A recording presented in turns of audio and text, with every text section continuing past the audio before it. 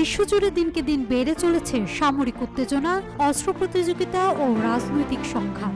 একের পর এক অঞ্চল জুড়ে জটিলতা ঘনীভূত হওয়ায় আন্তর্জাতিক পরিসরে ছড়িয়ে পড়ছে অনিশ্চয়তা ও অস্থিরতা। বিশ্লেষকদের মতে বর্তমান ভূরাজনৈতিক বাস্তবতা এমন এক সন্ধিক্ষণে পৌঁছেছে যেখানে একটি সামান্য ভুল পদক্ষেপ বা ভুল বোঝাবুঝি গোটা বিশ্বকে তৃতীয় বিশ্বযুদ্ধের দিকে ঠেলে দিতে পারে। এই প্রেক্ষাপটে শীর্ষ বিশ্ব নেতাদের হুঁশিয়ারি ও শান্তি উদ্যোগ নতুন করে গুরুত্ব পাচ্ছে।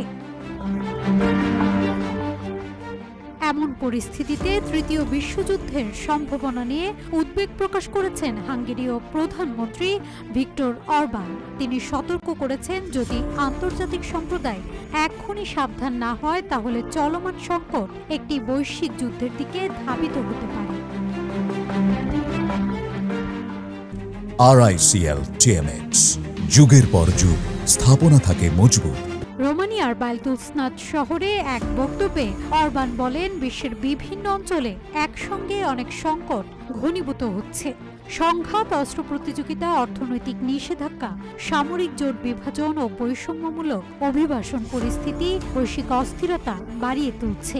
তিনি আরও বলেন, সাম্প্রতিক ন্যাটো সম্মেলনের পর রাশিয়া ও জোট সদস্যদের মধ্যে যুদ্ধের আশঙ্কা বাস্তব হয়ে উঠেছে। এদিকে ট্রাম্প জানান, তিনি কম্বোডিয়া ও থাইল্যান্ডের নেতাদের সঙ্গে আলোচনায় বসেছেন সাম্প্রতিক সীমান্ত সংঘর্ষ নিরসনের লক্ষ্যে।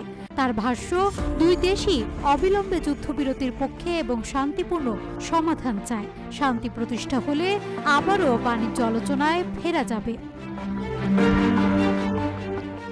24 জুলাই কম্বোডিয়া থাইল্যান্ড সীমান্তে সশস্ত্র সংঘর্ষ শুরু হয়। থাই সেনাবাহিনীর অভিযোগ, কম্বোডিয়ার বাহিনী আবাসিক ভবন ও হাসপাতালে হামলা চালালে তারা পাল্টা যুদ্ধ বিমান ব্যবহার করে।